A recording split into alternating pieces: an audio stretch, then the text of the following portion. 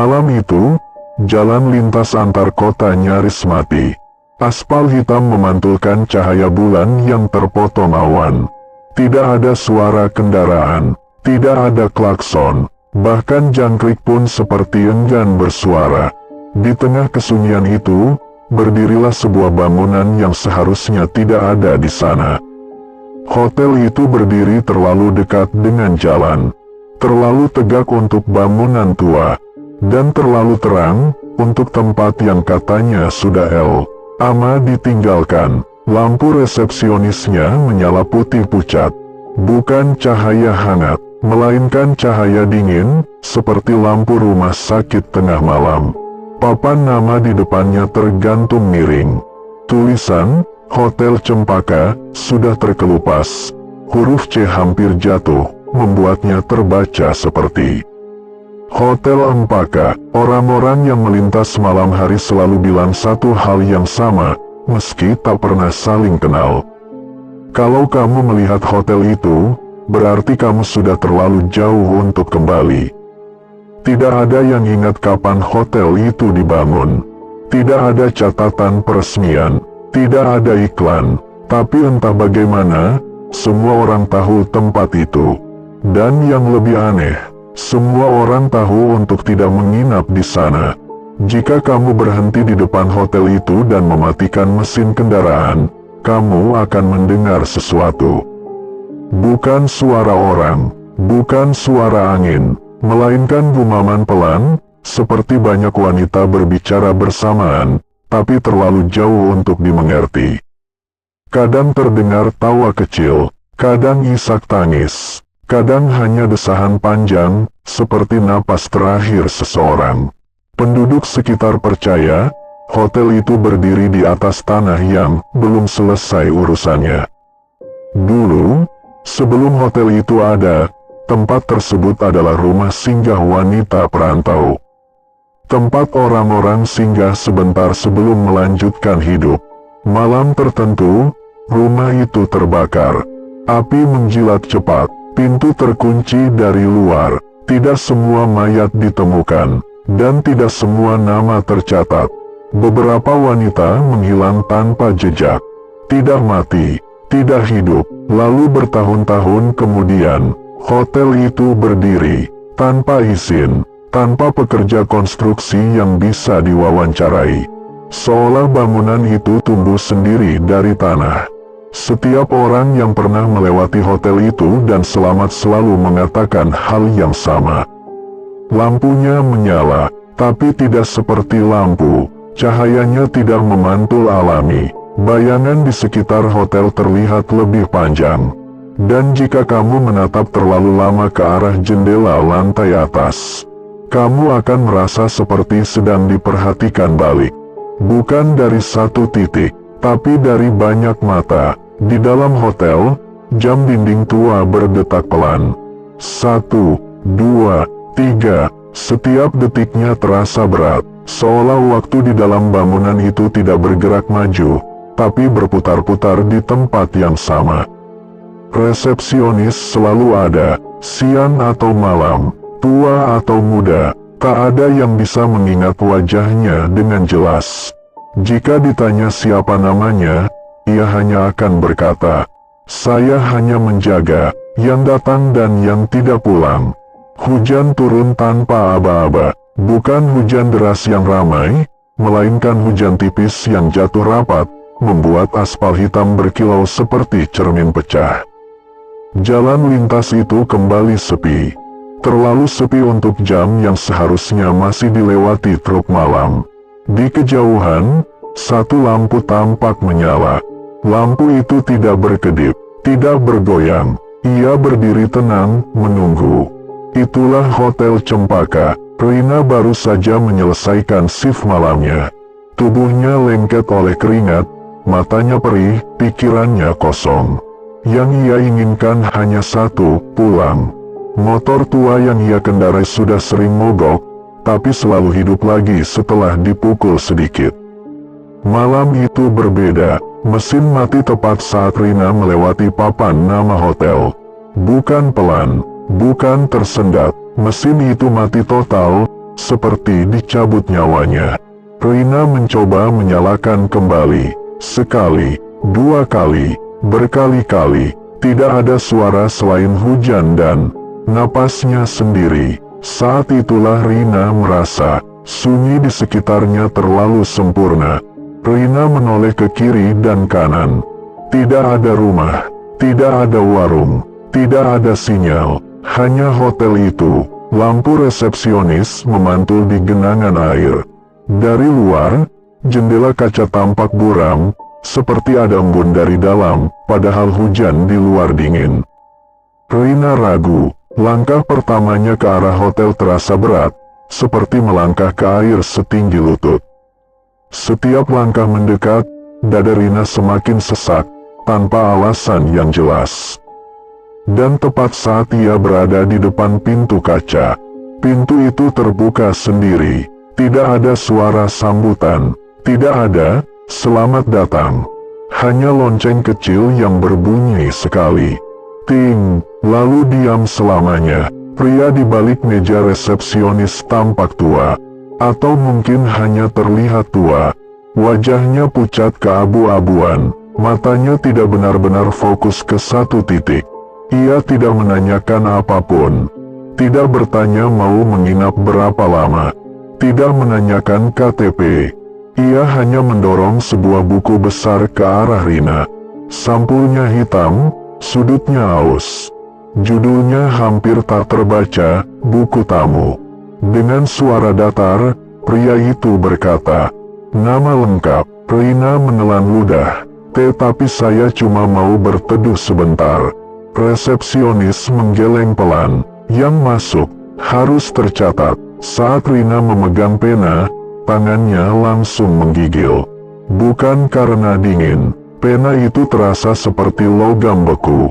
Kertas di buku tamu bukan kertas biasa. Warnanya kekuningan, seratnya kasar. Dan saat Rina mulai menulis namanya, huruf-huruf itu tampak sedikit tenggelam, seolah kertasnya lunak. Rina menulis, "Rina Puspasari." Begitu titik terakhir selesai, hujan di luar berhenti seketika. Resepsionis menutup buku itu pelan, lalu berkata, "Lantai 3, kamar 303. Lift tua itu bergerak lambat. Lampunya redup, cermin di dalamnya buram. Angka lantai menyala satu per satu. Saat tombol 3 menyala, lampu lift berkedip keras. Untuk sesaat, pantulan di cermin bukan wajah Rina. Ia melihat sekilas wanita lain berdiri di belakangnya. Rambut panjang menutup wajah, pakaian gosong, kulit mengelupas. Lift berhenti, pintu terbuka, dan lorong lantai 3 menyambutnya dengan udara yang terlalu dingin untuk dijelaskan. Lorong itu panjang, terlalu panjang untuk ukuran hotel kecil. Lampu menyala setiap beberapa meter, menciptakan bayangan panjang di dinding. Karpet merah gelap terasa basah saat diinjak, meski sepatu Rina tidak basah oleh hujan. Setiap langkah Rina bergema, tapi selalu ada gema kedua, setengah detik lebih lambat. Seolah seseorang mengikuti, menjaga jarak, menunggu saat yang tepat. Pintu kamar 303 berada paling ujung lorong. Di depannya, Rina berhenti. Dadanya terasa berat, naluri di kepalanya menjerit untuk berbalik. Namun kunci di tangannya terasa hangat sekarang, seperti baru saja dipegang orang lain. Saat pintu dibuka, bau melati menyeruak kuat, membuat kepala Rina pening. Dan dari dalam kamar, terdengar suara sangat pelan, hampir seperti bisikan. Akhirnya, ada teman lagi. Pintu kamar 303 menutup dengan suara klik yang terlalu keras untuk ruangan sekecil itu. Suara itu menggema sebentar, lalu mati, seperti diserap oleh dinding. Rina berdiri mematung di dekat pintu. Tangannya masih memegang gagang, meski pintu sudah terkunci. Ia tidak ingat memutar kunci itu. Tapi lampu indikator di atas pintu menyala merah. Terkunci dari dalam. Kamar itu terlalu sunyi. Bukan sunyi malam biasa, Tidak ada suara hujan, tidak ada suara kendaraan, tidak ada suara serangga. Bahkan detak jantung Rina sendiri terasa seperti bukan miliknya. Saat Rina melangkah masuk lebih jauh, karpet kamar terasa hangat. Hangat seperti bekas tubuh yang lama berbaring di sana. Ia menaruh tas di kursi. Kursi itu sedikit bergoyang, seolah baru saja diduduki seseorang yang baru bangun. Jam dinding tua tergantung di atas televisi. Jarumnya menunjuk angka pukul 3. Tidak bergerak. Rina menunggu 1 detik, 2 detik. Tidak ada perubahan. Ia mendekat, menyentuh kaca jam. Detik berikutnya, duk, jam itu berdetak sekali. Lalu diam lagi. Rina menarik tangannya cepat. Kaca jam terasa dingin, basah, seperti disentuh dari sisi lain. Pintu kamar mandi terbuka sedikit. Rina yakin sebelumnya pintu itu tertutup. Lampu kamar mandi mati, tapi dari dalam terdengar suara tetesan air. Setiap tetesan terdengar terlalu jelas, terlalu dekat. Rina menyalakan lampu. Tidak ada air yang menetes. Keran kering, lantai kering, namun cermin kamar mandi berembun, seolah seseorang baru saja mandi air panas. Di embun itu, ada bekas telapak tangan kecil. Bukan tangan Rina. Saat Rina mematikan lampu kamar mandi, terdengar suara baru. Langkah kaki, pelan, berat, datangnya dari atas langit-langit. Masalahnya satu, di atas lantai 3, tidak ada lantai lagi. Langkah itu berjalan mondar-mandir, seolah seseorang sedang gelisah. Sesekali terdengar suara benda jatuh, lalu diseret perlahan. Rina menutup telinga, tapi suara itu tidak masuk lewat telinga. Ia terasa langsung di kepala. Rina mencoba mengalihkan pikiran dengan menyalakan televisi. Televisi menyala, tanpa suara. Layar menampilkan gambar kamera CCTV lorong hotel. Kamera menyorot lantai 3. Rina melihat dirinya sendiri berdiri di depan kamar 303. Padahal ia sedang berdiri di dalam kamar. Di layar, sosok Rina CCTV tidak bergerak. Lalu, perlahan, kepalanya menoleh ke arah kamera. Dan tersenyum. Rina mematikan televisi dengan panik. Ketukan dari pintu kamar, pelan, teratur. Rina tidak menjawab. Suara wanita terdengar dari balik pintu. Lembut, serak, "Mbak, boleh pinjam sisir?" Rina menelan ludah. Ia tidak bergerak. Suara itu menghela napas panjang. "Kalau begitu, aku masuk saja ya." Gagang pintu bergerak sendiri. Anehnya, pintu tidak terbuka. Gagang berputar, tapi daun pintu tidak bergeser. Dari bawah pintu, sesuatu merembes masuk. Bukan air, rambut. Rambut hitam panjang, merayap pelan di lantai, bergerak seperti hidup. Rambut itu berhenti tepat di ujung kaki Rina. Lalu, menarik balik dirinya sendiri. Suara cekikikan pelan terdengar dari balik pintu. Rina bersandar ke dinding, napasnya memburu. Dinding di belakangnya terasa lembek, seperti spons basah. Lalu tembok itu berdenyut. 1 denyut, 2 denyut, dan dari dalam tembok, terdengar suara banyak wanita berbicara bersamaan. Lantai ini, bukan untuk orang hidup. Lampu kamar berkedip. Dalam sekejap, dinding kamar berubah. Cat mengelupas. Plafon menghitam oleh jelaga. Bau asap memenuhi ruangan. Rina melihat kilasan cepat. Wanita-wanita terjebak api, menjerit, mengetuk dinding, menggedor pintu. Dan suara yang sama berbisik ke telinganya. "Kami tidak mati di sini. Kami ditinggalkan." Setelah jam dinding berdetak sekali dan menunjukkan pukul 3:01, keheningan kembali turun. Bukan keheningan yang kosong, melainkan keheningan yang berisi sesuatu. Rina duduk di tepi ranjang. Tangannya gemetar tanpa sebab. Otot kakinya terasa berat, seperti dipenuhi pasir basah. Ia ingin berdiri, tapi tubuhnya tidak langsung menuruti perintah. Seolah ada jeda antara keinginan dan gerakan. Kasur itu tampak biasa, spray putih, bantal rapi.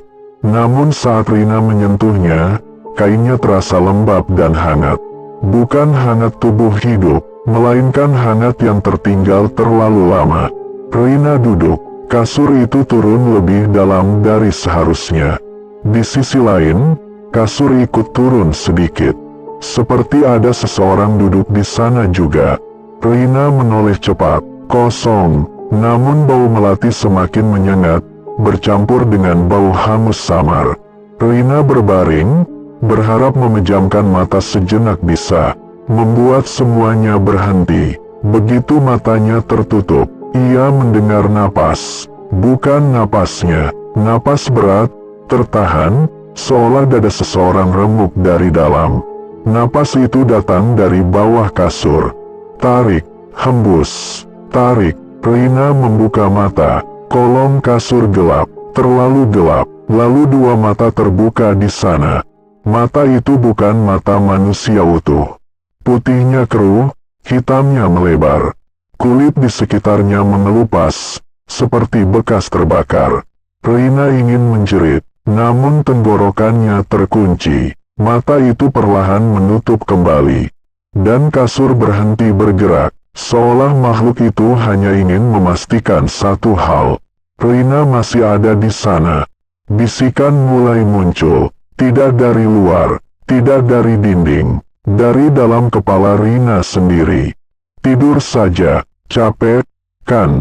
Kami juga capek, lama sekali menunggu. Rina menutup telinga, bisikan tidak berhenti. Rina menatap jam dinding, pukul 3:01. Ia menghitung dalam hati.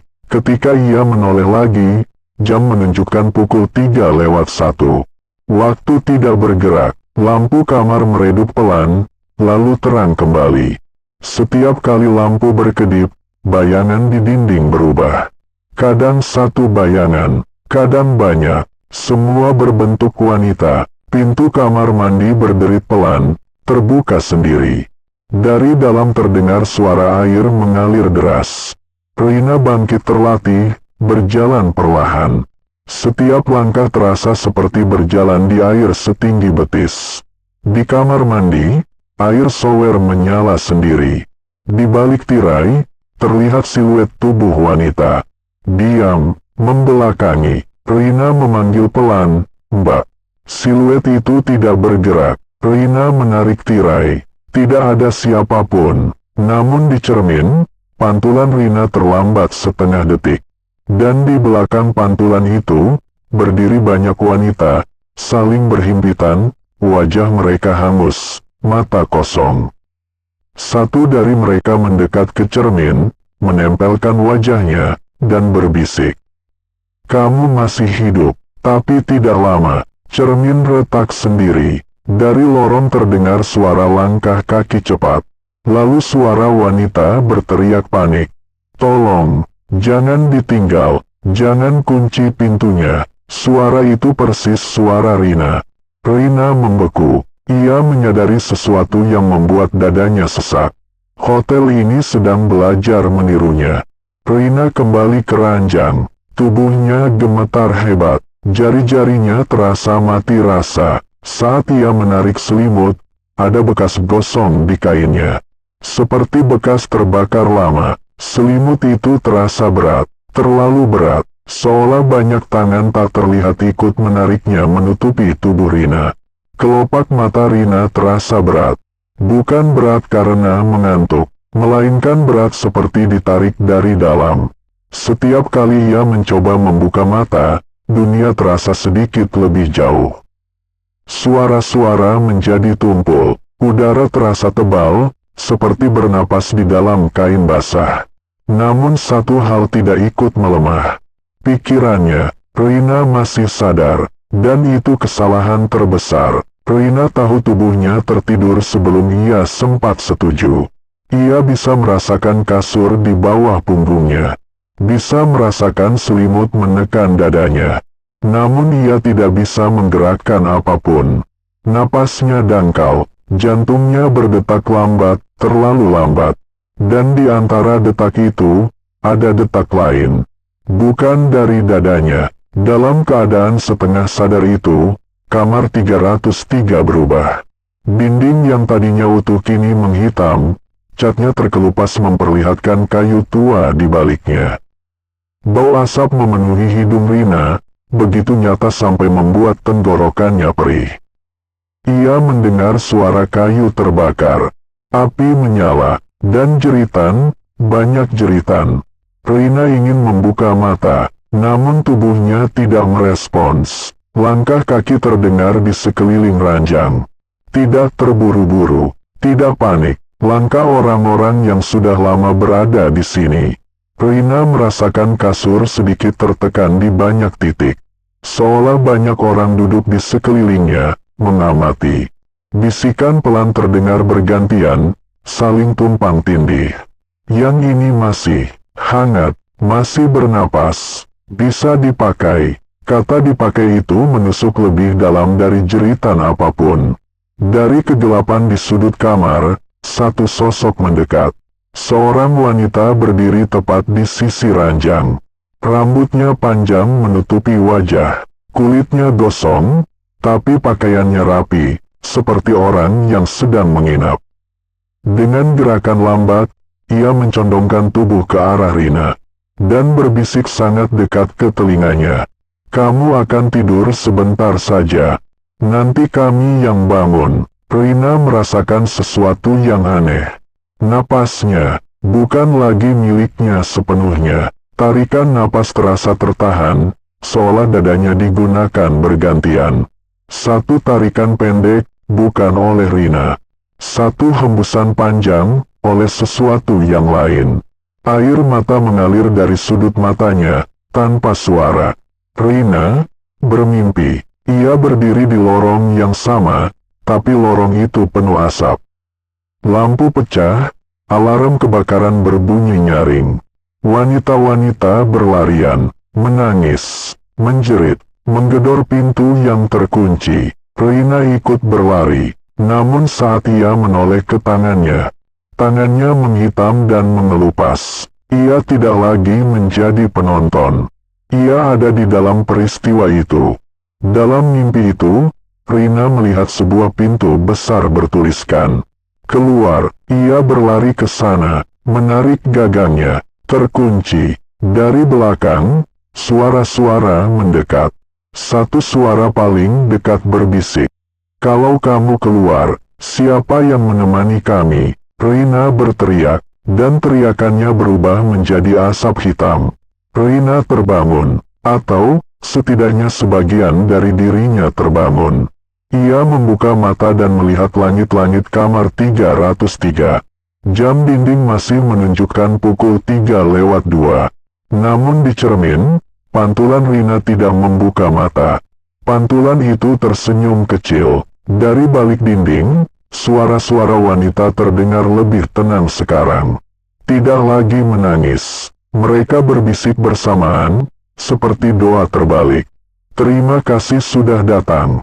Kamu tidak akan sendiri lagi." Rina mencoba menggerakkan jarinya. Satu jarinya bergerak, namun gerakan itu tidak terasa datang dari perintahnya. Jam dinding masih menunjukkan pukul 3:02. Tidak ada detik yang bergerak. Tidak ada menit yang lewat. Namun sesuatu di dalam tubuh Rina sudah berubah. Ia membuka mata perlahan. Kelopak matanya terasa berat, tapi tidak lagi sepenuhnya miliknya. Seperti membuka pintu yang engselnya sudah berkarat dan ditarik oleh tangan lain. Pandangan Rina buram. Langit-langit kamar terlihat sedikit lebih rendah dari sebelumnya. Seolah ruangan itu menunduk ke arahnya. Rina mencoba mengangkat tangan kanannya. Tangannya terangkat, namun perasaan itu datang terlambat. Sepersekian detik setelah tangan bergerak, barulah Rina merasa, "Oh, tanganku bergerak." Seolah ia hanya penonton yang menyadari adegan setelah terjadi. Ia menelan ludah, tenggorokannya kering, namun air liurnya terasa pahit, berbau asap. Rina duduk perlahan di tepi ranjang. Dan dari mulutnya, keluar suara, bukan jeritan, bukan tangisan, sebuah hela napas panjang, berat, tua. Rina terdiam, itu bukan cara ia bernapas. Tangannya menutup mulut refleks, tapi suara itu sudah terlanjur keluar, seolah seseorang di dalam dadanya baru saja menguji paru-paru. Dari balik dinding, terdengar jawaban lirih. Banyak suara, bersamaan, seperti orang-orang yang baru menyadari. Oh, yang ini bisa. Tanpa niat, kaki Rina menyentuh lantai. Lantai dingin, terlalu dingin, ujung jari kakinya terasa kebas. Namun kakinya tetap melangkah. 1 langkah, 2 langkah, menuju pintu. Rina berteriak di dalam kepalanya untuk berhenti. Tubuhnya tidak mendengar, gagang pintu disentuh. Tangan Rina bergetar, tapi tetap memutar. Pintu terbuka, lorong lantai 3 tampak berbeda. Lampunya lebih redup, dindingnya lebih dekat, karpetnya lebih basah. Jejak kaki terlihat jelas di karpet. Bukan 1 pasang, banyak, semua mengarah ke arah yang sama. Rina berdiri di ambang pintu, napasnya terengah, bukan karena takut, tapi karena tubuhnya dipakai terlalu banyak sekaligus. Dari ujung lorong, terdengar suara langkah kaki lain. Tidak tergesa, tidak sembunyi, seperti langkah orang yang sudah tahu jalannya. Mereka muncul satu persatu dari pintu kamar lain. Wanita dengan pakaian kerja, wanita dengan seragam pabrik, wanita dengan baju menginap. Wajah mereka pucat, kulit mereka menghitam di beberapa bagian. Mata mereka kosong, tapi terbuka lebar. Mereka berdiri diam, menatap Rina. Tidak dengan benci, tidak dengan marah, dengan lega. Salah satu dari mereka melangkah mendekat, berhenti tepat di depan Rina. Ia membuka mulut, dan suara yang keluar adalah suara Rina sendiri.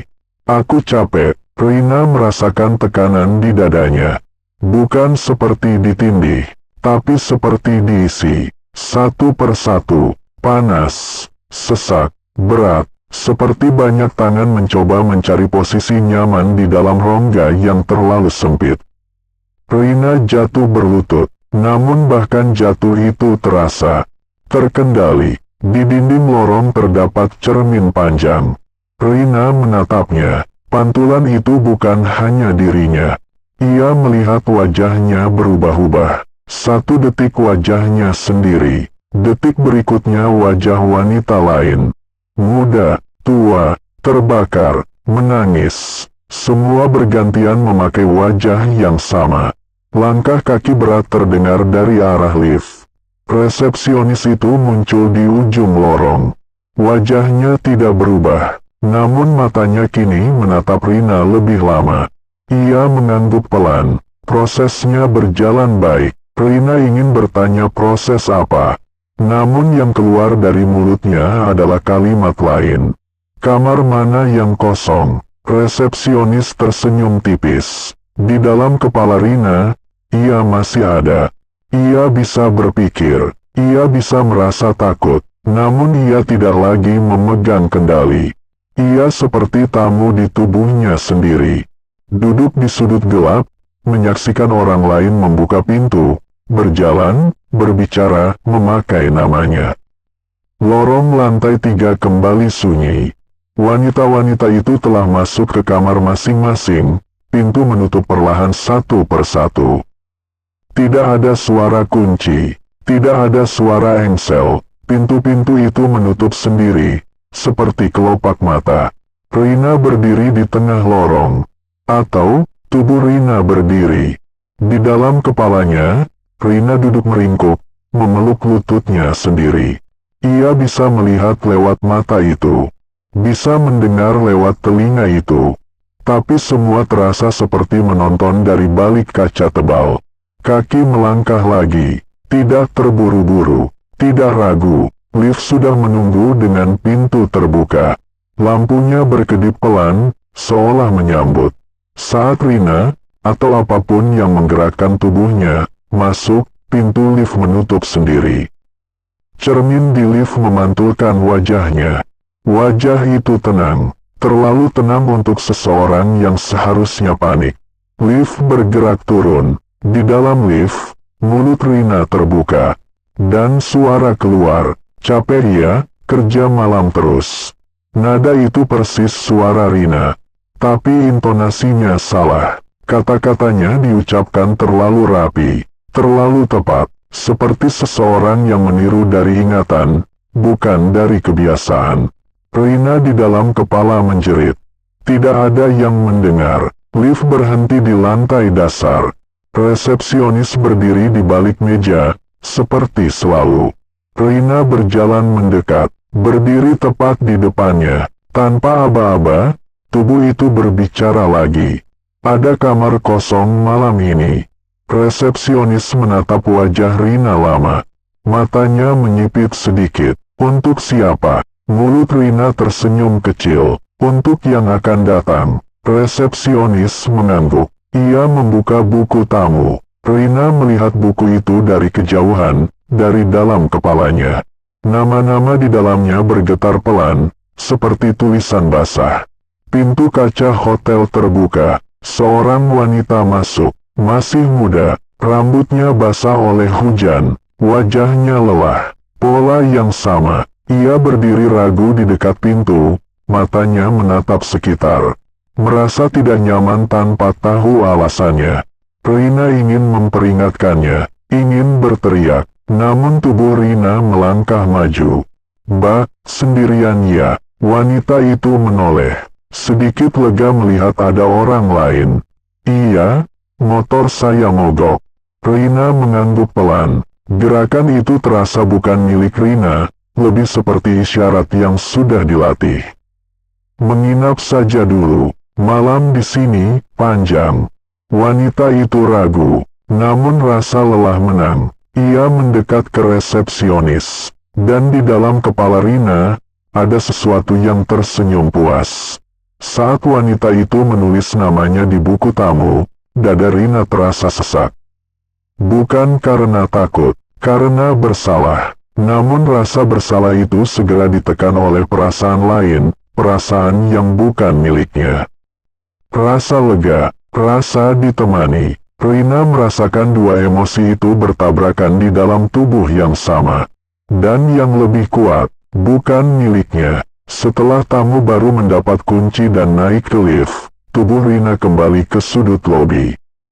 Ia berdiri diam, lalu mulutnya bergerak lagi, berbisik pelan, seolah berlatih. "Nama lengkap, lantai 3, kamar kosong." Setiap kalimat diucapkan dengan nada yang sedikit berbeda. Dicoba, disesuaikan, seperti seseorang yang sedang belajar menjadi Rina. Di dinding lobi ada cermin besar. Rina menatapnya. Pantulan itu tidak bergerak bersamaan. Saat Rina di dalam kepala menangis, pantulan di cermin tersenyum tipis. Dan di balik pantulan itu, berdiri banyak wanita lain, saling bertumpuk, mengintip melalui mata yang sama. Rina mulai sulit membedakan, pikiran mana miliknya, bisikan mana yang ditanamkan, suara mana yang keluar karena kemauan, suara mana yang hanya lewat. Ia merasa namanya dipanggil, tapi bukan Rina, melainkan sesuatu yang lebih umum. "Mbak." Rina duduk di kursi lobi. Atau setidaknya, tubuhnya duduk. Punggungnya tegak, tangannya terlipat rapi di pangkuan. Posisi yang terlalu rapi untuk seseorang yang seharusnya kelelahan. Di dalam kepalanya, Rina mencoba mengingat satu hal sederhana. Rumahnya. Ia tahu ia punya rumah. Ia tahu ia punya jalan pulang. Namun ketika ia mencoba membayangkannya, yang muncul hanyalah lorong hotel. Rina mengingat ibunya, atau mencoba. Wajah itu buram, suaranya terputus-putus. Nama panggilannya hilang. Yang tersisa hanya potongan kecil. Seorang wanita berdiri di dapur. Lalu gambarnya berubah menjadi wanita berdiri di lorong lantai 3. Rina menggigil. Ia mencoba mengingat nama tempat kerjanya. Mesin-mesin pabrik. Bunyi sirene. Namun bunyi itu berubah menjadi alarm kebakaran. Jeritan berubah. Asap masuk ke paru-parunya. Rina tersedak, tapi bukan oleh asap. Dari balik kesadarannya, suara hotel terdengar. Bukan suara manusia, bukan bisikan, lebih seperti rasa familiar, rasa pulang. Kamu di sini sudah lama. Kamu lelah di luar sana.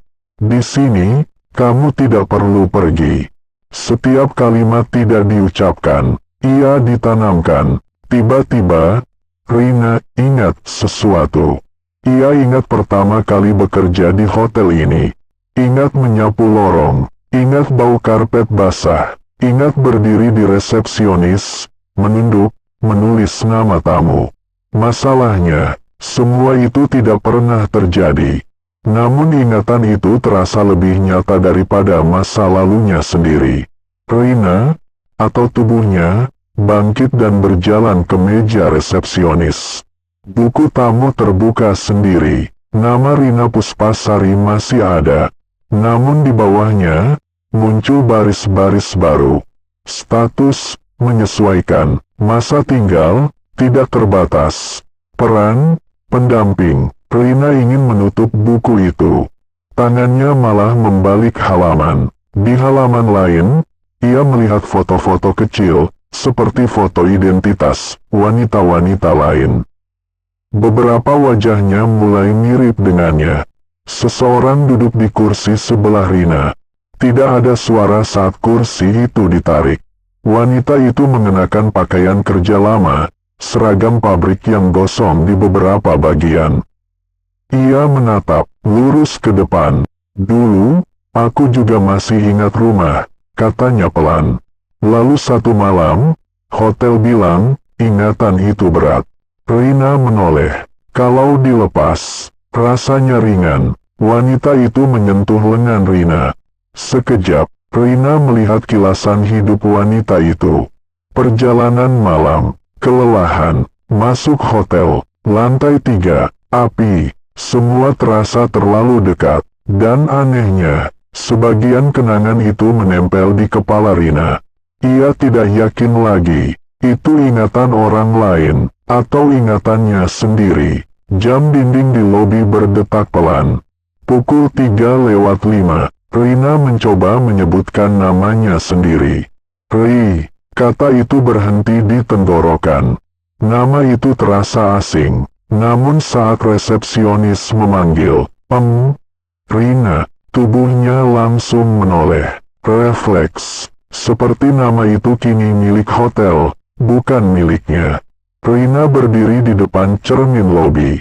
Pantulan itu menatap balik, wajahnya sama. Namun matanya berbeda, lebih tenang, lebih kosong. Di balik pantulan itu, wanita-wanita lain berdiri rapi, seperti staf menunggu giliran. Satu dari mereka berbisik, sebentar lagi, kamu tidak akan merasa kehilangan apapun. Lobi hotel masih sunyi, lampu neon berdengung rendah, stabil, seperti denyut nadi yang dipaksakan agar tetap hidup. Rina berdiri di balik meja resepsionis. Bukan karena diminta, bukan karena disuruh. Ia berdiri di sana karena itulah tempat tubuhnya berhenti. Dari arah lift, terdengar suara pelan. Mbak, tubuh Rina menoleh. Refleks, cepat, tanpa jeda berpikir. Di dalam kepalanya, Rina tersentak. Ia tidak ingat memutuskan untuk menoleh. Namun tubuhnya sudah melakukannya. Seorang wanita berdiri di dekat lift. Wajahnya pucat, matanya merah, tangannya gemetar memegang tas. Ini, lantai berapa ya? Tanyanya ragu. Mulut Rina menjawab otomatis. Lantai yang kamu butuhkan. Kata-kata itu keluar lembut, menenangkan. Padahal Rina sendiri tidak tahu apa artinya. Wanita itu mendekat. Mbak, namanya siapa? Ada jeda. Di kepala Rina, Ia mencari jawabannya. Nama itu terasa jauh, berat, namun sebelum ia sempat berpikir lebih lama, mulutnya sudah bergerak. Di sini, aku dipanggil pendamping. Wanita itu tersenyum kecil, mengira itu candaan. Oh, Mbak pendamping ya. Dan saat kata itu diucapkan, sesuatu mengunci di dalam dada Rina. Nama itu melekat. Resepsionis berdiri di sampingnya tanpa suara. Ia membuka buku tamu dan menunjuk kolom kecil di samping nama Rina. Nama panggilan internal, pendamping. Nama luar tidak penting, katanya datar. Yang penting, fungsi. Rina ingin protes. Namun kata fungsi terdengar. Masuk akal. Rina, ingat sesuatu lagi. Ia ingat dipanggil pendamping sejak lama. Ingat menenangkan tamu. Ingat mengantar mereka ke lift. Ingat berdiri di lorong saat malam panjang. Kenangan itu menyatu mulus. Tidak terasa palsu. Dan kenangan lamanya, tentang rumah, keluarga, jalan pulang, menjadi cerita samar yang terasa tidak relevan. Resepsionis memanggil pelan. Rina. Tidak ada respons. Lalu ia berkata, pendamping. Tubuh Rina langsung menoleh. Langsung menjawab, ya. Di dalam kepala Rina, ada rasa jatuh. Bukan panik, lebih seperti pasrah. Bisikan muncul lagi. Bukan satu, banyak. Pendamping, tolong temani aku. Jangan pergi. Setiap bisikan membuat dada Rina menghangat. Rasa ingin membantu, rasa ingin tinggal. Ia sadar dengan ngeri. Ia ingin dipanggil. Rina berdiri di depan cermin lobi.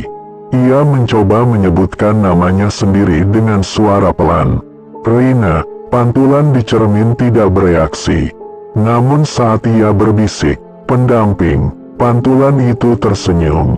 Dan di balik pantulan itu, wanita-wanita lain mengangguk serempak, seolah menyambut anggota baru yang akhirnya mengerti perannya. Bel hotel berbunyi, pintu kaca terbuka, tamu baru masuk, dan sebelum resepsionis bergerak, tubuh Rina sudah melangkah maju. Selamat datang, katanya lembut. Kamu tidak perlu takut, aku akan menemani. Rina mendengar kalimat itu keluar, dan tidak merasa kaget. Yang membuatnya takut adalah satu hal kecil. Kalimat itu terasa benar. Pintu lift tertutup perlahan. Di dalam lift hanya ada dua orang. Seorang tamu wanita, dan tubuh Rina. Lampu lift berpendar pucat, memantulkan bayangan mereka berdua di dinding logam. Bayangan itu tidak berdiri sejajar. Bayangan Rina terlihat sedikit lebih tinggi, sedikit lebih panjang, seperti ada sesuatu berdiri terlalu dekat di belakangnya. Tamu itu menatap panel tombol lift. Lantai 3, ya mbak? Tanyanya ragu. Sebelum jari wanita itu menyentuh tombol apapun, lift bergerak sendiri. Tidak ada bunyi klik, tidak ada tombol menyala. Lift naik perlahan, seperti tahu tujuannya. Rina berdiri tenang, tangannya terlipat di depan perut, posisi yang terasa hafal. Di dalam kepalanya, Rina menjerit, "Jangan ke lantai 3, jangan bawa dia ke sana." Namun tubuhnya diam. "Hotel ini sepi ya," kata tamu itu mencoba mencairkan suasana. Mulut Rina menjawab lembut, "Biasanya memang begitu. Malam-malam panjang lebih suka sunyi." Kalimat itu terasa terlalu pas. Rina tidak pernah berkata seperti itu sebelumnya. Tapi kata-kata itu mengalir, seolah sudah lama tersimpan di lidah. Tamu itu menghela napas. "Saya sebenarnya cuma mau istirahat sebentar. Besok pagi harus lanjut jalan." Rina menoleh perlahan. Banyak yang bilang begitu. Nada suaranya bukan mengejek, bukan mengancam, lebih seperti pengakuan. Lift berhenti. Pintu lift terbuka ke lorong lantai 3. Udara dingin langsung menyergap. Bau melati dan asap bercampur, menusuk hidung. Lampu lorong menyala redup. Karpet merah gelap tampak basah, dengan jejak kaki samar yang tidak pernah benar-benar kering. Tamu itu ragu melangkah. Kenapa dingin sekali ya? Rina melangkah duluan, dan tanpa sadar, tamu itu mengikutinya. Setiap langkah Rina terdengar mantap. Tidak ragu, tidak tergesa, lorong terasa lebih panjang dari sebelumnya. Dindingnya seperti bergerak pelan, mendekat dan menjauh mengikuti langkah mereka. Dari balik pintu-pintu kamar, terdengar suara pelan. Tarikan napas, bisikan, ketukan lembut dari dalam tembok. Tamu itu memeluk tasnya erat. "Mbak, kamar saya yang mana?" Rina berhenti di depan sebuah pintu. Nomor di pintu itu tidak jelas. Seolah angka-angkanya berganti saat dipandang terlalu lama. Rina mengeluarkan kunci dari sakunya. Kunci itu terasa hangat, terlalu hangat. Di dalam kepalanya, Rina menangis. Ia tahu apa yang ada di balik pintu itu. Ia tahu apa yang akan terjadi. Namun tangannya tetap bergerak. Klik, pintu terbuka perlahan. Bau melati menyergap lebih kuat dari sebelumnya. Di dalam kamar, lampu menyala sendiri, menampilkan ranjang rapi, tirai tertutup, dan jam dinding yang berhenti di pukul 3. Tamu itu menelan ludah. "Terima kasih ya, Mbak." Ia menoleh. Rina tersenyum kecil, dan di dalam senyum itu, Rina merasa sesuatu menekan dari belakang matanya, seperti dorongan lembut agar senyum itu bertahan. Saat tamu itu melangkah masuk, Rina berkata pelan, "Kalau dengar suara apapun, jangan keluar kamar." Tamu itu tertawa kecil. "Mbak bercanda." Rina tidak tertawa, karena kalimat itu bukan peringatan. Itu aturan. Begitu tamu itu masuk sepenuhnya, pintu menutup sendiri dengan suara pelan. Klik, lorong kembali sunyi. Rina berdiri di depan pintu tertutup itu. Di balik pintu, terdengar suara langkah kaki ragu. Lalu suara napas cepat. Rina ingin membuka pintu itu lagi. Namun tubuhnya berbalik. Saat berjalan menjauh, Rina merasakan sesuatu yang berat di dadanya. Bukan tekanan makhluk lain, bukan bisikan, melainkan rasa bersalah murni. Ia tahu ia baru saja menyerahkan seseorang, dan yang membuatnya hancur pelan-pelan adalah satu hal. Hotel ini tidak memaksa, ia hanya membuat Rina melakukannya sendiri. Di meja resepsionis, buku tamu terbuka. Nama tamu baru sudah tertulis rapi. Dan di sampingnya, catatan kecil, ditemani oleh pendamping. Rina menatap tulisan itu lama. Ia mencoba menghapusnya, tangannya berhenti di udara, lalu menutup buku itu perlahan. Lorong lantai 3 kembali sunyi. Tidak ada teriakan, tidak ada suara benturan, tidak ada jeritan minta tolong seperti yang biasa terjadi di cerita horor. Hotel ini tidak menyukai kebisingan. Ia lebih suka perubahan yang tenang. Rina berdiri di lobi ketika suara itu datang. Bukan teriakan, bukan ketukan keras, melainkan langkah kaki ragu. Pintu lift terbuka perlahan, dan dari dalamnya, keluar wanita yang tadi ia antar ke kamar. Rina membeku. Wanita itu berjalan pelan, tubuhnya tegak tapi kaku. Rambutnya sedikit basah, seperti baru keluar dari kamar mandi yang airnya terlalu dingin. Matanya terbuka, namun kosong. "Mbak," suara wanita itu terdengar datar. Rina menelan ludah. "Kamu, kenapa keluar kamar?" Wanita itu menoleh perlahan, seolah memproses pertanyaan itu terlalu lama. "Aku disuruh turun," katanya akhirnya. Katanya, "Aku belum selesai." Rina merasa jantungnya berhenti 1 detik. Rina memperhatikan wanita itu lebih dekat. Tangannya bersih, tidak ada luka, tidak ada darah, namun ada sesuatu yang hilang. Nada bicaranya terlalu rata, tatapannya tidak mencari jawaban, hanya menunggu perintah. Seperti Rina, beberapa jam lalu, wanita itu duduk di kursi lobi. Kursi yang sebelumnya diduduki Rina di jam ke-8. Posisinya sama, terlalu rapi. Ia menatap lurus ke depan. Aku capek, katanya pelan. Tapi aneh, capeknya enak. Rina ingin berteriak. Resepsionis berdiri di balik meja, membuka buku tamu. Prosesnya berjalan baik, katanya datar. Dia cepat menyesuaikan. Rina melangkah mendekat. Apa yang kalian lakukan padanya? Resepsionis menatap Rina lama, yang sama seperti yang kami lakukan padamu. Kalimat itu jatuh pelan, namun menghancurkan. Wanita itu berdiri dan berjalan ke cermin besar di lobi. Rina mengikutinya tanpa sadar. Di cermin, dua pantulan berdiri berdampingan. Rina dan calon Rina. Gerakan mereka hampir sinkron. Ketika Rina menoleh, wanita itu menoleh. Ketika Rina menghela napas, wanita itu juga. Wanita itu tersenyum kecil. Aku suka di sini, katanya. Rasanya seperti sudah lama punya tempat. Rina merasa lututnya lemas. Resepsionis mendekat sambil membawa pulpen. Kita butuh nama panggilan baru, katanya.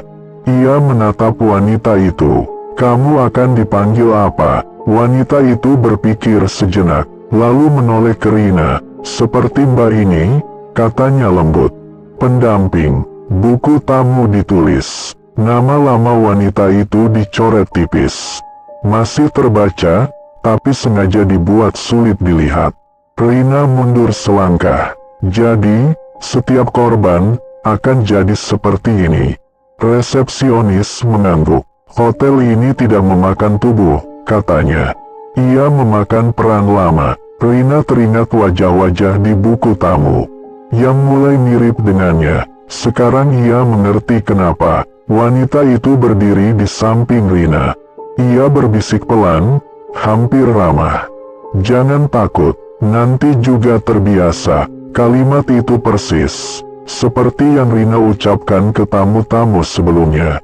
Dan saat itu Rina sadar sesuatu yang paling kejam. Hotel ini tidak menciptakan monster. Ia mewariskan mereka. Jam dinding di lobi berdetak pelan. Pukul 3:09. Tidak ada perubahan besar. Tidak ada teriakan. Tidak ada kejadian mendadak. Dan justru itulah yang membuat jam ke-12 ini paling berbahaya. Rina berdiri di depan pintu kaca hotel. Pintu itu transparan. Di luar terlihat jelas, jalan raya sepi.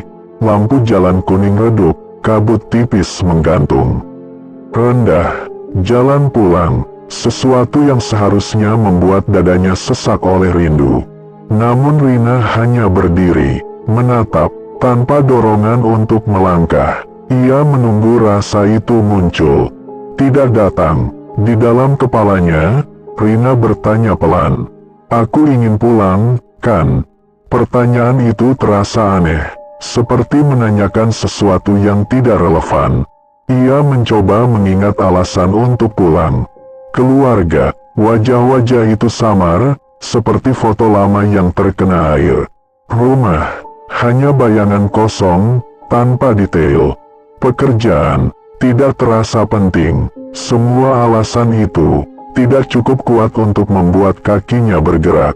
Rina duduk di kursi lobi. Kursi itu terasa pas, terlalu pas, tidak keras, tidak empuk, seolah kursi itu memang dibuat mengikuti bentuk tubuhnya. Ia menghela napas panjang, dan untuk pertama kalinya sejak masuk hotel ini, napas itu terasa lega. Resepsionis berdiri di depannya. Kamu kelihatan tenang, katanya. Rina mengangguk pelan. Aku capek mikir, jawabnya jujur. Di sini, aku gak perlu mikir. Resepsionis tersenyum tipis. Itu tandanya kamu mulai cocok. Rina mencoba satu hal terakhir. Ia memaksa dirinya mengingat hari sebelum hotel. Perjalanan motor, lampu kendaraan, angin malam. Namun adegan itu berhenti di tengah. seperti film yang rusak. Dan anehnya, Rina tidak panik, ia malah merasa lega. Tidak perlu mengingat, tidak perlu membandingkan, yang ada sekarang cukup. Beberapa wanita duduk di kursi lain.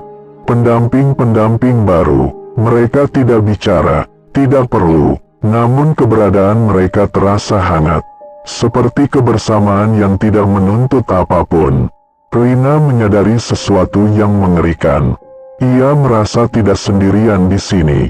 Dan perasaan itu lebih kuat daripada keinginan untuk pulang. Angin malam mendorong pintu kaca sedikit terbuka. Udara luar masuk, dingin, asing. Rina menoleh sebentar. Tidak ada rasa rindu, tidak ada rasa takut. Hanya satu pikiran sederhana. Di luar, aku harus jadi seseorang. Rina bangkit dan menutup pintu itu kembali. Resepsionis menulis sesuatu. Status, stabilisasi. Rina melirik buku itu. Kalau sudah stabil, aku jadi apa? Tanyanya pelan. Resepsionis menutup buku. Kamu tetap di sini, jawabnya.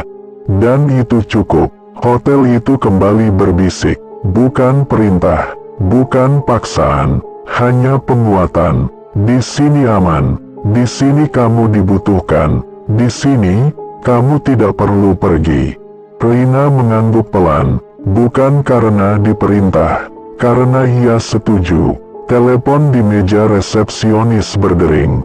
Tidak nyaring, tidak mendesak, satu dering panjang, lalu berhenti. Rina menoleh, tangannya bergerak lebih dulu sebelum pikirannya menyusul. Hotel Cempaka, selamat malam. Rina membeku sesaat setelah kalimat itu keluar. Itu suaranya, nada, intonasi, cara berhenti di antara kata. Semuanya miliknya. Namun saat ia mendengarnya, ia merasa seperti orang lain yang sedang menirunya dengan sempurna. Dari seberang, terdengar suara perempuan lelah. Mbak, masih ada kamar. Rina membuka mulut untuk menjawab ya. Namun yang keluar, masih. Kami punya kamar yang tenang. Cocok buat kamu yang capek. Kalimat itu terlalu spesifik. Rina tidak tahu siapa yang menelepon. Tapi suara itu seolah tahu persis apa yang ingin didengar. Rina mencoba menghentikan ucapannya. Namun suaranya terus mengalir. Kalau kamu sendirian, nggak apa-apa. Di sini aman. Resepsionis berdiri di samping, mencatat. Rina memandangnya panik. Aku nggak bermaksud. Namun resepsionis tidak menoleh. Karena kalimat itu bukan untuknya. Di dalam kepala Rina, hotel itu tidak berbicara lagi. Ia mengalir. Seperti arus listrik kecil di pita suara. Mengarahkan tekanan napas. Menentukan jeda. Rina menyadari sesuatu yang menakutkan. Hotel tidak perlu menguasai pikirannya. Cukup mengatur cara ia berbicara. Penelepon terdiam sejenak. Lalu bertanya pelan. Kalau saya datang, ada yang nemenin. Rina ingin berkata tidak. Namun suaranya menjawab. Ada aku. Kalimat itu pendek, dan sangat efektif. Telepon diletakkan kembali ke gagang. Rina berdiri kaku, tangannya gemetar. Aku baru saja, kata-katanya terputus. Resepsionis akhirnya menoleh. Kamu melakukan tugasmu dengan baik, katanya. Suaramu meyakinkan. Rina menutup mulutnya sendiri, seolah takut suaranya keluar lagi tanpa izin. Telepon berdering lagi, dan lagi. Setiap panggilan, suara Rina makin halus, makin tepat sasaran, tanpa teriakan, tanpa ancaman, hanya kalimat sederhana yang membuat orang ingin datang. Dan setiap kali selesai menelepon, Rina merasa sedikit lebih kosong. Namun juga lebih tenang. Di sudut lobi, sebuah tape recorder menyala. Rekaman suara Rina diputar pelan. Kami menunggumu.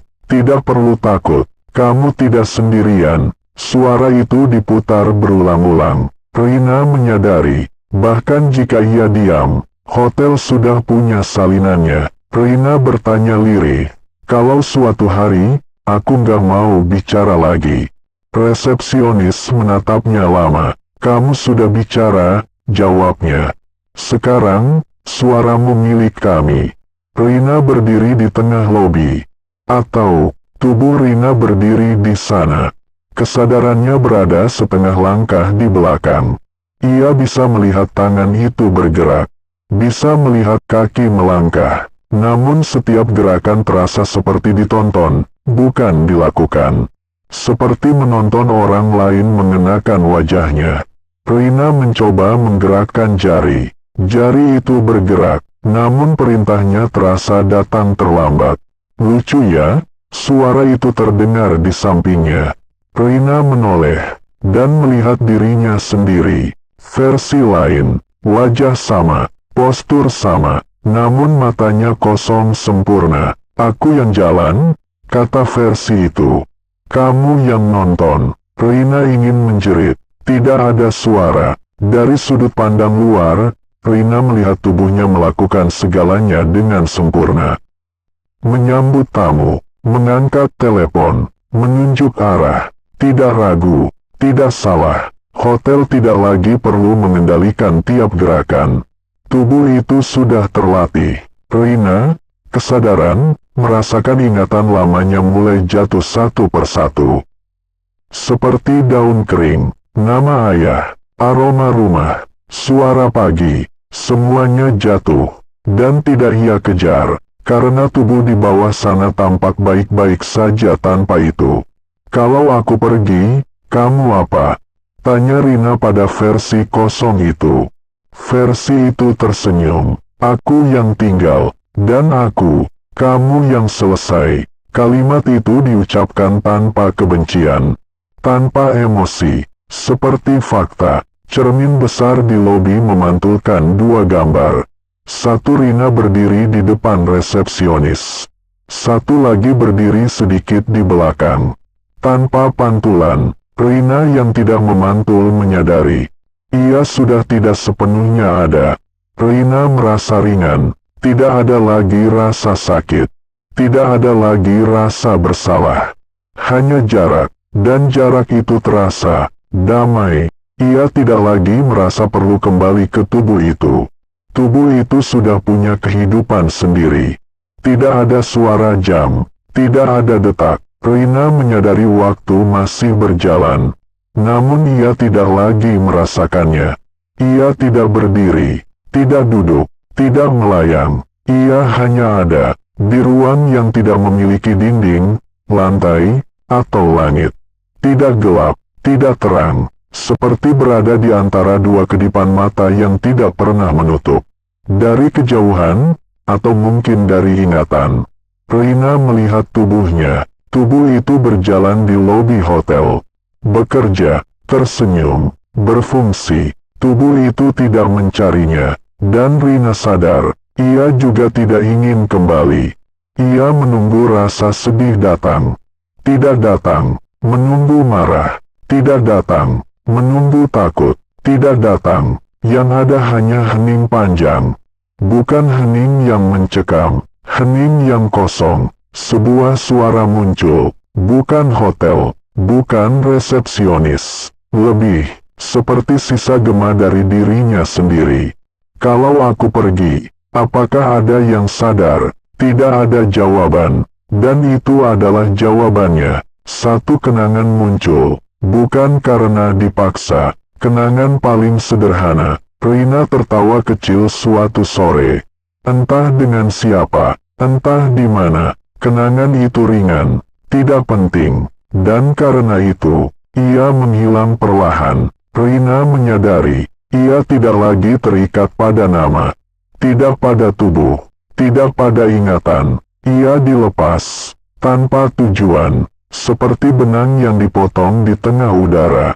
Tidak ada kilatan cahaya, tidak ada kegelapan menutup. Ia tidak pergi kemana-mana. Ia hanya berhenti menjadi pusat. Dan dunia tidak berhenti karenanya. Pagi tidak pernah benar-benar datang di Hotel Cempaka. Cahaya yang masuk lewat kaca depan hanya cukup untuk menunjukkan debu di udara. Tidak pernah cukup terang untuk disebut pagi. Di balik meja resepsionis, seorang wanita berdiri. Wajahnya rina, geraknya rapi, senyumnya pas. Ia menyapa tamu dengan nada yang sempurna. Selamat datang. Tidak ada getaran ragu, tidak ada emosi berlebih. Hotel tidak membutuhkan itu. Buku tamu terbuka, nama-nama terus bertambah. Setiap nama lama dicoret tipis. Tidak dihapus, karena hotel tidak menghapus siapapun. Ia menyimpan, di kolom pendamping, tertulis, pendamping A, pendamping B, pendamping C, dan di baris paling atas, pendamping utama, wanita dengan wajah rina berjalan melewati lobi. Ia tidak menoleh ke pintu kaca, tidak menatap jalan raya. Bagi dirinya, itu hanya bagian bangunan. Ia tidak ingat pernah ingin pergi. Keinginan itu bukan lagi miliknya. Pintu kaca terbuka, seorang wanita masuk, tampak lelah, matanya merah. Ada kamar. Wanita di resepsionis mengangguk lembut.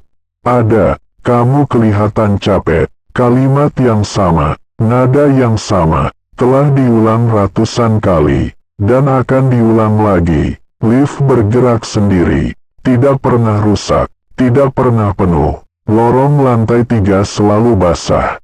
Lampunya selalu cukup redup, pintu-pintu selalu siap. Hotel tidak terburu-buru, ia punya waktu. Jika diperhatikan dengan saksama, sangat saksama, ada satu momen kecil. Kadang, saat wanita resepsionis berdiri sendirian, ia berhenti selama 1 detik lebih lama dari biasanya.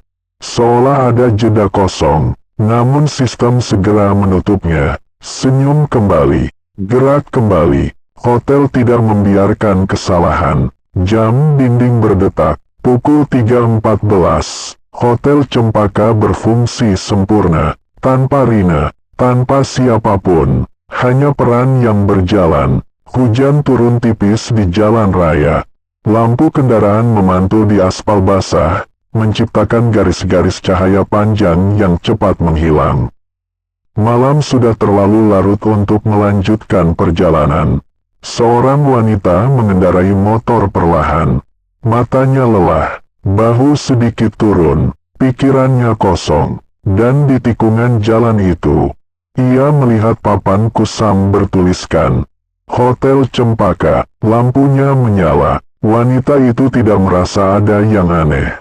Ia hanya berpikir, sebentar saja, istirahat, lanjut besok. Ia tidak tahu bahwa keputusan kecil adalah yang paling mudah dimakan. Motor berhenti, mesin dimatikan, dan sejak saat itu, hotel mulai menghitung.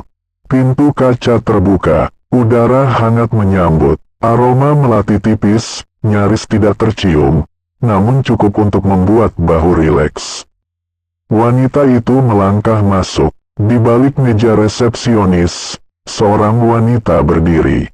Wajahnya ramah, senyumnya tepat. Selamat malam, katanya lembut. Kamu kelihatan capek. Wanita itu mengangguk. Iya, masih ada kamar. Resepsionis membuka buku tamu. Tangannya tidak gemetar, geraknya tidak terburu-buru. Ada, dan kamu tidak perlu khawatir.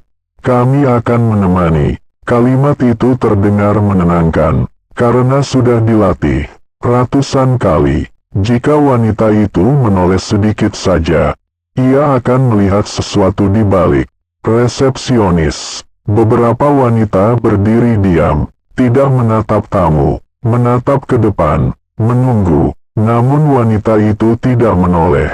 Ia terlalu lelah untuk memperhatikan hal-hal kecil. Nama ditulis, tulisan tangan rapi, tidak ada noda, dan di kolom pendamping, ruang kosong menunggu untuk diisi. Hotel tidak tergesa. Ia tahu, jam akan berjalan. Lift terbuka. Lorong lantai 3 menyambut lagi. Karpet basah. Lampu redup. Tidak berubah. karena tempat ini tidak perlu berubah. Yang berubah hanyalah orang-orang yang masuk. Saat pintu lift hampir tertutup, resepsionis, dengan wajah Rina, berhenti sejenak. Sangat singkat, seperti sistem yang mengecek ulang. Lalu ia tersenyum kembali. Mari, lobi Hotel Cempaka penuh, namun tidak ramai. Orang-orang berdiri, duduk, berjalan. Tanpa percakapan yang perlu. Tidak ada tanda siapa tamu. Tidak ada tanda siapa staf. Semua bergerak dengan ketenangan yang sama. Sebagian mengenakan pakaian jalan, sebagian mengenakan seragam hotel, namun tidak ada perbedaan sikap. Semua berdiri dengan postur rapi. Semua berbicara dengan nada datar. Semua tersenyum dengan kurva yang sama. Jika seseorang datang dari luar, ia tidak akan tahu siapa yang bekerja, dan siapa yang menginap, dan itu memang tujuannya. Buku tamu terbuka di meja resepsionis. Halaman-halamannya bergerak sendiri. Nama ditulis, nama dicoret, nama diganti peran, semua dengan tinta yang sama. Tidak ada halaman akhir. Lorong lantai 3 tidak lagi berada di satu lantai. Ia terasa menyebar. Beberapa tamu berdiri di lobi. Namun bau melati dan dingin lantai 3 melekat di pakaian mereka. Seolah lorong itu mengikuti mereka kemanapun. Seorang wanita baru melangkah masuk. Sebelum ia sempat bertanya, 3 orang mendekat bersamaan. Selamat datang. Nada sama, tempo sama. Wanita itu tersenyum ragu. Ia merasa diterima, dan itu sudah cukup. Seorang wanita duduk di kursi, memegang tasnya. Ia mencoba mengingat, apakah ia tamu atau staf. Pertanyaan itu terasa tidak penting. Yang penting, ia di sini, dan di sini. Semua peran menyatu. Cermin lobi memantulkan puluhan orang. Namun pantulan itu tidak sepenuhnya mengikuti. Ada jeda kecil. Seperti satu kesadaran besar yang menggerakkan banyak tubuh. Hotel tidak lagi butuh individu. Ia sudah memiliki kolektif. Pintu depan terbuka oleh angin. Beberapa orang menoleh sebentar. Tidak ada yang bergerak ke sana. Bukan karena dilarang, karena tidak ada lagi konsep keluar. Tidak semua orang yang berada di Hotel Cempaka pernah melewati pintu depannya. Dan itulah yang paling mengerikan. Di luar hotel, jalan raya tetap ada. Lampu kendaraan lewat, klakson sesekali terdengar. Namun bagi sebagian orang, perjalanan itu terasa lebih panjang dari seharusnya. Lampu jalan terlihat sama, tikungan terasa berulang. Dan tanpa sadar, seseorang akan berkata dalam hati, seharusnya sudah sampai. Seorang pria tertidur di rumahnya sendiri.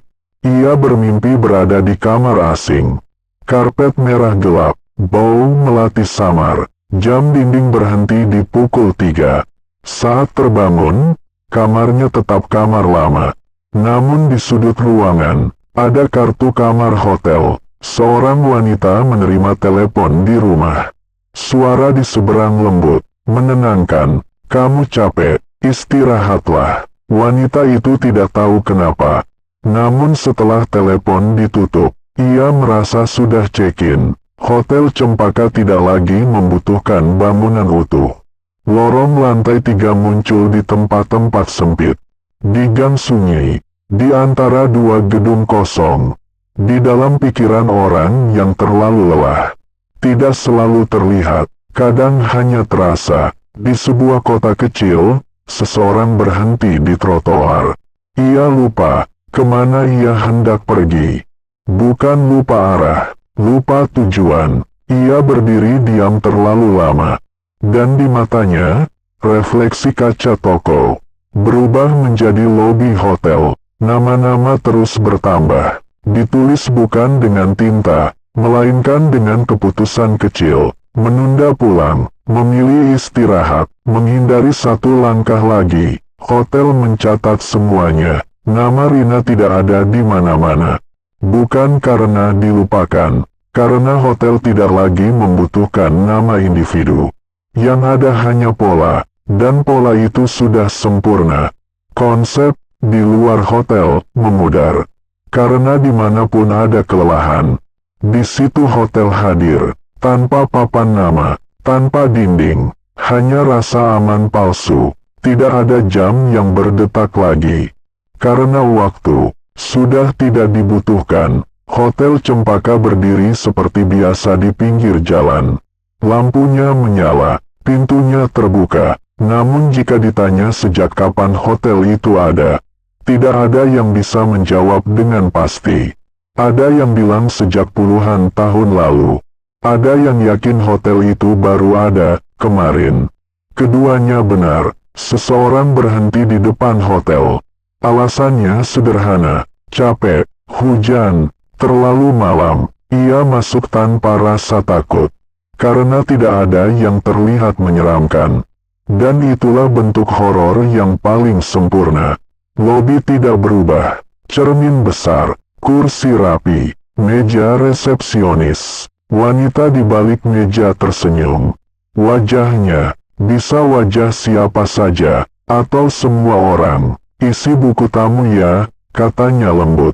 Orang itu menulis namanya. Hotel membaca, lalu perlahan melupakan. Karena nama bukan yang dicari. Yang dicari adalah kelelahan. Lift bergerak. Lorong lantai 3 terbuka. Tidak peduli berapa lantai sebenarnya bangunan itu. Tidak peduli di kota mana hotel berdiri. Lantai 3 selalu menunggu. Jika ada yang bertanya, apakah Rina masih ada? Jawabannya, ya, dan tidak. Karena Rina bukan korban pertama. Dan jelas bukan yang terakhir. Ia hanyalah bentuk yang kebetulan kita ikuti ceritanya. Jika kamu merasa cerita ini panjang, mungkin karena hotel menyukai proses lambat. Jika kamu merasa ceritanya terasa dekat, mungkin karena kelelahan juga mengenalmu.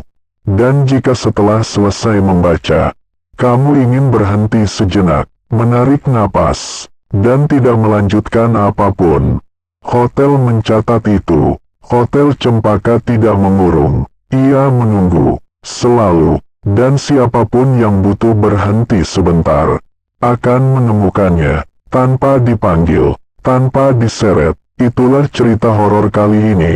Sampai ketemu lagi di cerita horor berikutnya.